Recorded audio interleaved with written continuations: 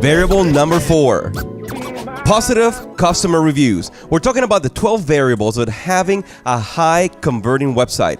I love this music, Clay. What do you have to say about having positive customer reviews? Well, first off, if you have this incredible house music pumping, you're going to have some positive reviews. Let me tell you that. Thrivers, just give me 5 seconds of your time. Just 5 seconds. Let's jam, Stu. We're talking about reviews here. It's on the hottest SEO program on the planet. It's so hot. Feel the burn like Bernie Sanders. Okay, moving on. So, all right, we're talking about this. So the thing about reviews is that people read reviews, and I'm going to say something that's like super offensive, and somebody here is watching and is going to say, that's why I don't like you. That's why I want to like you, but then you say these things, and that's why I don't. But work with me. You need to understand this. As it relates to reviews, I want you to make sure you put this on the screen. Absolutely. The trolls have the controls.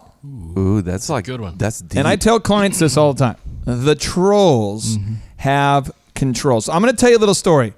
And when I tell you this story is going to so reach into your soul, and it has the potential for me to be sued that I'm going to have to do a little bit of editing. You guys in the editing, I just had to block out some stuff. Clay, okay? we need story music, brother. So this is the deal. So we had a person. Let me kind of get my music ready. I got to get my life together here. And I have less needs. Well, actually, I was told that I thought I had less, but I was told by Justin Bieber's team that I have more needs than he does.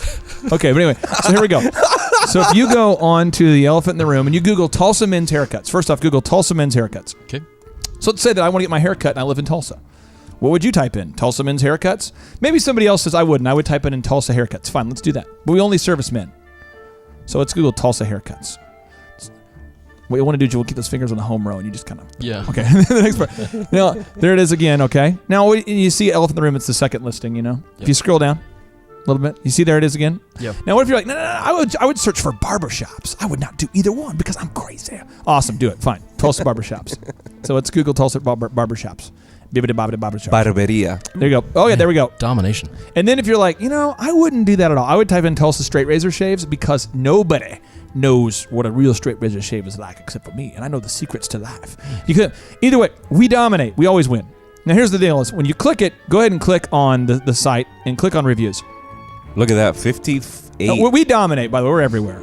So does this work? Probably not. It's probably a hoax. But anyway, click back on it, and I want to go read the reviews because the reviews. This is where the story gets hot. But for the story, it needs a whole different kind of aura to it. I just want to make sure you guys get this. If you read those reviews, click on those reviews. Those 58 reviews up there.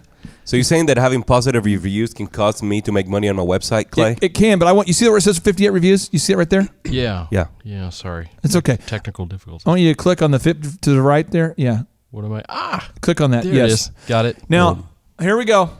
This is real comments from real people because the trolls are in control. So what happens is that, true story, there was a person who used to work for one of my companies who might or might not have worked for one of my companies. I'll say that, legally speaking. And this person might or might not have been fired for maybe passing out business cards to customers and saying, don't use Epic Photography. Book me directly. This just happened. Wow. Whoa. So I said to the person, hey, a bride has called me and has told me that you've taken her wedding photos without our permission or her permission and have posted them on your Facebook and have said, book such and such's photography service. And you've called the bride directly and said, hey, if you want to get prints of your wedding photos, you can do it cheaper if you go through me and not through Epic. And by the way, I'm doing it on my own now, kind of on the side. Ooh. So what would you do, Stuart? What would you do? Jose, what would you do? I would fly off the cuff and talk to the man and maybe sue him. This is what I said. But by the way, this is like law meets business meets reviews. This is how it works. So legally, I send the person a letter, says stop using people's photos without their permission. Stop using, it's just the legal letter. I've talked to them. I said, hey, very nicely. It was brought to my attention that you've made a bride feel uncomfortable by using her photos for marketing material without her consent. You've also reached out to her directly and said if they buy from you directly, you can save money because the guys at Epic are trying to screw everybody. By the way, we operated a 30% profit margin, very ethical, very healthy. That's how you feed your family. But anyway, so we go through this, and so this person decided not to they couldn't handle it.